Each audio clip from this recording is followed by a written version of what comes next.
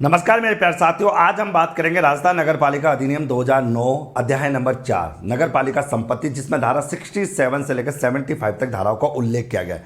आज इस वीडियो में धारा नंबर 71 से बात करेंगे। 71 धारा नंबर 71 ये कहती है कि कुछ भूमियों का आवंटन और नियमन। बात करते हैं कि क्या कहना चाहते हैं। धारा नंबर 71 कहती है कि राजस्थान भू राजस्व अधिनियम 1956 की धारा 90B कि नगर पालिका के अधीन कोई भूमि आती है, उसका आवंटन किया जाएगा। निर्धारित प्रीमियम का भुगतान करने पर उस भूमि का आवंटन उस व्यक्ति को कर दिया जाएगा। प्राप्त जो पैसा नगर पालिका को मिलेगा उसमें कुछ भाग राज्य सरकार के पास जाएगा और कुछ भाग नगर पालिका की निधि में जमा किया जाएगा। बात समझ में आ गई होगी दोस्तों। देखो भाई, तो होता क्या है कि कोई लैंड होती है जो भू राजस्व अधिनियम 1956 की धारा 90B के अंतर्गत आती है।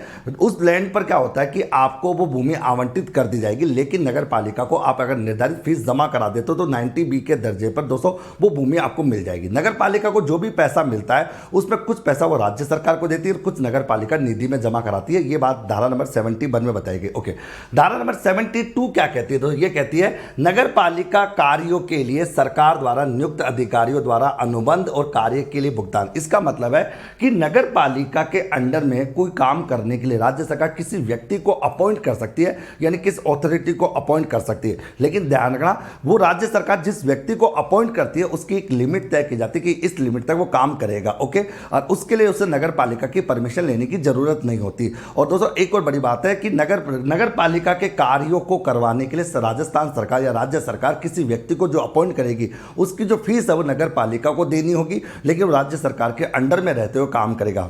अंडर में रहेगा राज्य सरकार के, लेकिन पेमेंट नगर पालिका को देना पड़ेगा और उसकी कुछ लिमिट्स तय होगी। उस लिमिट्स के दायरे में रहते हुए दोस्तों वो नगर पालिका के सभी कार्यों को देखेगा और नगर पालिका के अनुबंध करेगा। जैसे मान लो किसी व्यक्ति को राज्य सरकार ने नगर पालिका के कार्यों को करने के लिए अपॉइंट कर दिया और उसकी 10 लाख तक की लिमिट तय कर दी, तो 10 लाख तक का वो कॉन्ट्रैक्ट कर सकता है। उसे नगर पालिका की राज्य सरकार की परमिशन लेने की जरूरत नहीं होगी, धारा नंबर 72 के आधार पर।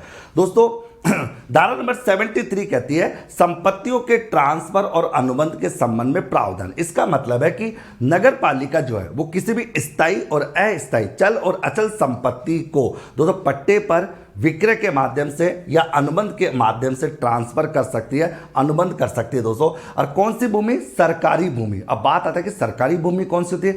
सरकारी भूमि वो होती है दोस्तों जो भू राजस्व अधिनियम 1956 की धारा 3 में आती है। ओके, राज्य सरकार दोस्तों नगर पालिका के अधीन आती है, उसको अपमान दे सकती है। लेकिन ध्यान रखना, अगर नगर पालिका इस प्रकार से कोई संपत्ति देती है तो उसकी जांच पड़ताल करने के लिए राज्य सरकार के द्वारा एक अधिकारी की नियुक्ति की जाती है। अधिकारी के द्वारा दोस्तों देखा जाता है कि नगर पालिका ने जो भूमि दी है पट्टे पर या किसी भी प्रकार से कोई भूमि दी है तो उसकी पूरी प्रॉपर तरीके से जांच पड़ताल होती है।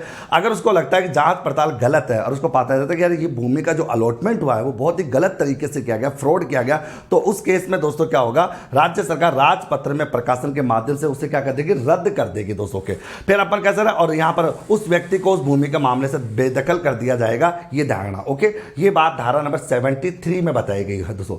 धारा नंबर 73 ए कहती है कि ट्रांसफर पूर्ण स्वामित्व और पट्टे पर होगा, यानी जो ट्रांसफर होगा वो पूर्ण स्वामित्व और पट्टे के आधार पर किया जाएगा, या तो पूरा किया जाएगा या पट्टे पर। जब पूरा होता है तो पूरी फीस दे दी जाती है। अगर मान लो कोई व्यक्ति भूमि लेता है और पट्टे पर लेता है तो जितना पेमेंट दिया उतने समय के लिए उसको पट्टा दिया जाएगा। लेकिन जहां बाद में लगता है कि वो व्यक्ति कहता है कि पैसा मैं बाकी दे दूंगा, मेरे को पूरा पट्टा दे दो, तो बाद में उसको पूरा पट्टा भी दे दिया जाता है।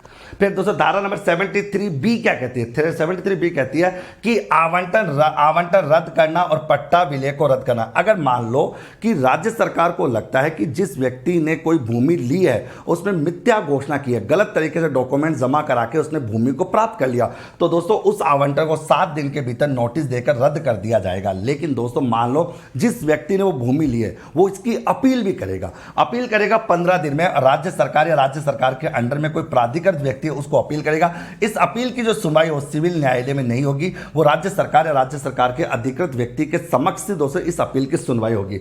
व्यक्ति को बोलने का पूरा अवसर दिया जाएगा। आवंटन अवैध पाए जाने पर दोस्तों उसे रद्द कर दिया जाएगा और भूमि से उसे बेदखल कर दिया जाएगा और आदेश की जो प्रति है वो बाहर लगा दी जाएगी, जो एक बोर्ड लगा दिया जाएगा कि गलत तरीके से इसने आवेदन किया था और ये भूमि अब राज्य सरकार की नगर पालिका क्षेत्र में आती है। तो ये बात धारा नंबर 73B में बताती है दोस्तों। ये थी दोस्तों आज के सेशन की धाराएं। जानकारी कैसे लगी कमेंट करके जरूर बताएं दोस्तों, और इसी प्रकार के शॉर्ट्स वीडियो के लिए बने रहे दोस्तों डॉक्टर मुकेश पंचोली चैनल पर। आप सबका दिन शुभ रहे दोस्तों। धन्यवाद दोस्तों, थैंक यू सो मच दोस्तों।